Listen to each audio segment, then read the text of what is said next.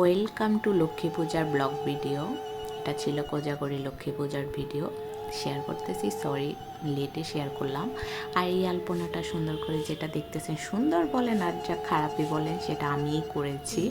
আর এদিকে মাকে পূজার কাজে আমি কিছুটা হেল্প করতেছি। আর আমি লক্ষ্মী পূজাটা আমার বাপের বাড়িতেই করে থাকি, বিকজ অফ আমার হচ্ছে যে দুর্গা পূজার পরে আর ঢাকায় একা একা করতে লক্ষ্মী পূজা ভালো লাগে না, যার জন্য। আর এদিকে আমি একটু মায়ের সুন্দরী শাড়িটা পরে নিয়েছি, একটু রেডি হব, সাজুগুজু করবো আর কি পূজার সময়।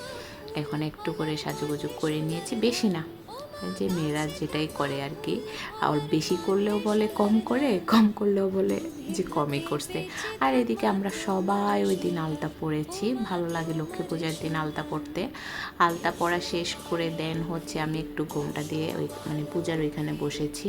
ঠাকুর মশাই চলে এসেছে, উনি সব কিছু রেডি করতেছে, এই মাও ওনাকে হেল্প করতেছে ওইখানে।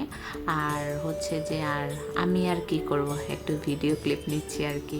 এরপরে আমি আমাদের পূজা ঘরে গিয়েছি, ওইখানের পূজা শেষ। আর আমাদের পূজা ঘরে গেলে না আলাদা একটা শান্তি আছে, বসে থাকলেও মনে হয় যে আলাদা একটা শান্তি, কেন জানি না। এরপরে ওইখানে প্রসাদগুলো আমি নিচে নেওয়ার জন্য গিয়েছিলাম। তারপর পূজা শেষ করে নিচে যে লক্ষ্মী পূজা করতেছে ঠাকুর মশাই, ওইখানে আসছি। উনি হচ্ছে যে পূজা স্টার্ট করে দিয়েছে। আর আমরা হচ্ছে যে ওইখানে বসে বসে মার সান্নিধ্যে বলতেছি আমাদের মনের কথা। আর লক্ষ্মী পূজা না আলাদা একটা ভালো লাগা কাজ করে, চারদিকে বাজি ফোটানো, লাইট, প্রদীপ জ্বালানো, এগুলো অন্যরকম একটা ভালো লাগে কাজ করে।